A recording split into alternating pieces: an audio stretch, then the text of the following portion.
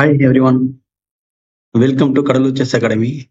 So நம்ம beginners நிறைய பேர் பார்த்தீங்க அப்படின்னா இப்போ வர ஜென்ரேஷன்ஸ்ல வந்து ஓப்பனிங்ஸ் வந்து சூப்பராக ப்ரிப்பேர் பண்றீங்க, மிடில் கேம் நல்லா ப்ரிப்பேர் பண்றீங்க.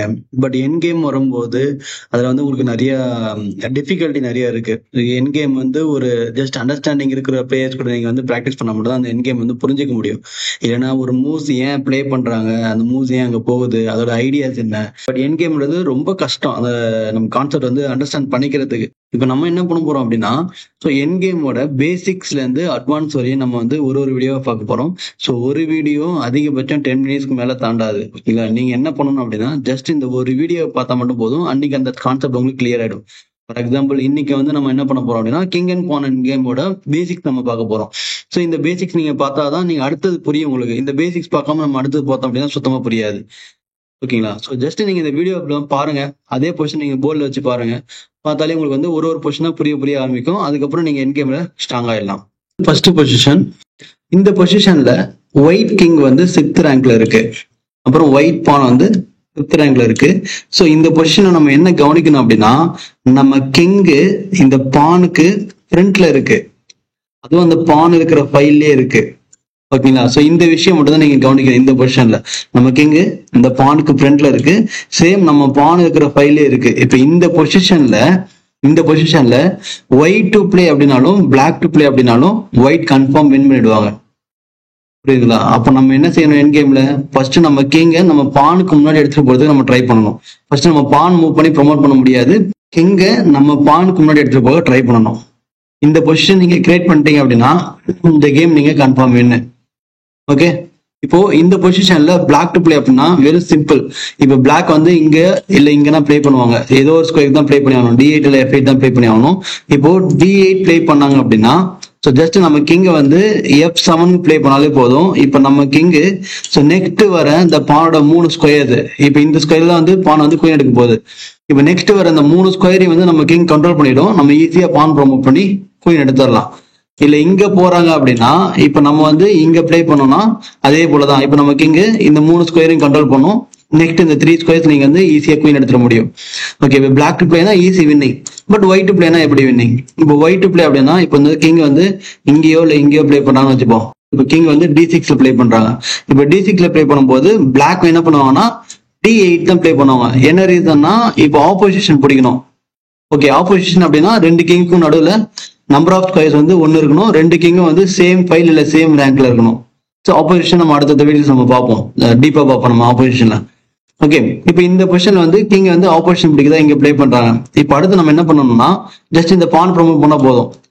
அவங்க நம்ம ஐடியா வந்து இந்த பான் ப்ரொமோட் பண்ணி குயின் எடுக்கிறது. இப்போ இந்த இடத்துல அவங்க வந்து பிளாக் வந்து ஒரே மூவ் தான், கிங் வந்து E8 மட்டும் தான். ஏன்னா இந்த குயின் ஸ்கொயரை கண்ட்ரோல் பண்றதுக்கு அவங்களுக்கு வேற ஆப்ஷன் கிடையாது.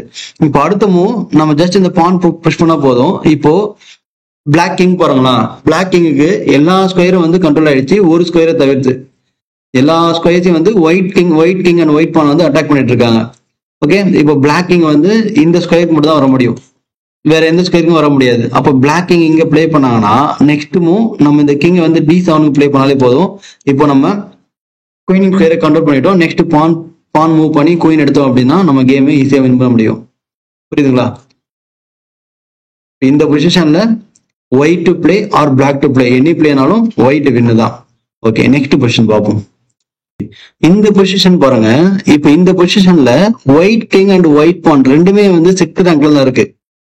போன பொசிஷன்ல நம்ம கிங் வந்து பானுக்கு முன்னாடி இருந்தது, பட் இந்த பொசிஷன்ல ஒயிட் கிங் அண்ட் ஒயிட் பான் ரெண்டுமே 6th ரேங்க்ல தான் இருக்கு. இப்போ இந்த பொசிஷன்ல ஒயிட் டு பிளே அப்படின்னா game draw, white to play அப்படின்னா கேம் டிராவ் ஆயிடும். பிளாக் டு பிளே அப்படின்னா ஒயிட் வின் பண்ணிடுவாங்க. இப்போ பிளாக் டு பிளே அப்படின்னா வெரி ஈஸி. இப்போ பிளாக் வந்து நம்ம லாஸ்ட் பொசிஷன் பார்த்தோம்ல அதே கான்செப்ட் தான். இப்போ பிளாக் கிங் வந்து இங்க தான் போய் ஆகணும், வேற ஆப்ஷனே கிடையாது. நெக்ஸ்ட் நம்ம இந்த பான் புஷ் பண்ணாலே போதும். அதுக்கு அடுத்தது வந்து அவங்க கிங் வந்து இங்க மட்டும் தான் வர முடியும். அடுத்து இந்த கிங் இங்க பிளே பண்ணி நம்ம இங்க பான் ப்ரொமோட் பண்ணி குயின் எடுத்துருவோம். ஸோ இது வந்து நம்ம லாஸ்ட் பொசிஷன்ல பார்த்தா அதே பொசிஷன் தான். இப்போ இது ஒயிட் டு பிளே அப்படின்னா எப்படிடா? இப்போ ஒயிட் என்ன பண்ணணும், பான் புஷ் பண்ணி செக் வைப்பாங்க, வேற ஆப்ஷனே கிடையாது. ஏன்னா அடுத்து இங்க ப்ரொமோட் பண்றதுக்கு ட்ரை பண்ணுவாங்க. இப்போ பிளாக் வந்து கிங் வந்து D8 பிளே பண்ணாங்கன்னா ஸோ ஒரே ஆப்ஷன் வந்து இந்த பானை டிஃபைன் பண்றதுக்கு இங்க பிளே பண்ண மட்டும் ஒரே ஆப்ஷன்ஸ். இப்போ ஒயிட் வந்து பிளாக் கிங்கோட எல்லா ஸ்கொயர்ஸையும் வந்து அட்டாக் பண்றாங்க. இப்போ பிளாக் கிங்குக்கு மூவ்மெண்டே இல்லை, இப்போ ஒயிட் வந்து பிளாக் கிங்குக்கு அட்டாக்கும் பண்ணல. ஸோ இந்த பொசிஷன் வந்து stalemate position, the game is draw. Okay, so black வந்து இப்ப நீங்க பிளாக் பிளே பண்றீங்க அப்படின்னா இந்த பொசிஷன் வந்து டிரா பண்றதுக்கு பாசிபிலிட்டிஸ் நிறைய இருக்கு. ஓகே, புரிஞ்சுதுங்களா? ஃபர்ஸ்ட் பொசிஷன் வந்து நம்ம கிங்கு பானுக்கு முன்னாடி இருந்தது. ஸோ செகண்ட் பொசிஷன்ல நம்ம பானு கிங்கும் சேமா இருக்கு. இப்போ தேர்ட் பொசிஷன் பாருங்களா. தேர்ட் பொசிஷன்ல நீங்க பிளாக் பிளே பண்றீங்க. இந்த கேம் எப்படி டிரா பண்றது? இப்போ இந்த கேம் வந்து confirm draw. White to play, black to play, any பிளேனாலும் டிரா தான். பட் பிளாக் கரெக்டா பிளே பண்ணா மட்டும்தான் இந்த கேம் டிரா.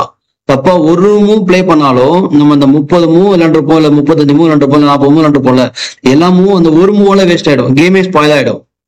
அப்போ ஒரு மூவ் என் கேம்ல நம்ம வந்து ரொம்ப இம்பார்ட்டன்ட் கொடுத்து நம்ம பிளே பண்ணணும். ஓகே, இப்ப இந்த இடத்துல கிங்க வந்து E8 பிளே பண்றது மட்டும் தான் வந்து பெஸ்ட் மூவ். கிங்க E8 பிளே பண்றது மட்டும் தான் பெஸ்ட் மூவ். இப் சப்போஸ் கிங்க நீங்க F8 இல்ல D8 பிளே பண்றீங்க அப்படின்னா அது வந்து பிளண்டர் மூவ்.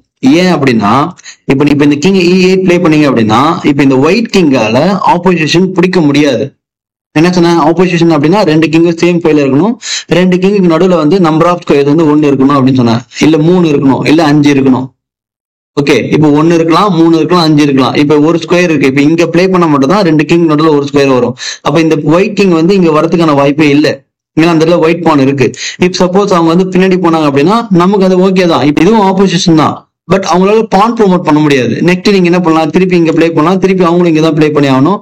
திருப்பி நீங்க இங்க போனீங்க அப்படின்னா திருப்பி ரிப்பீட்டட் ஆயிட்டு இருக்கும், டிராவ் ஆயிடும்.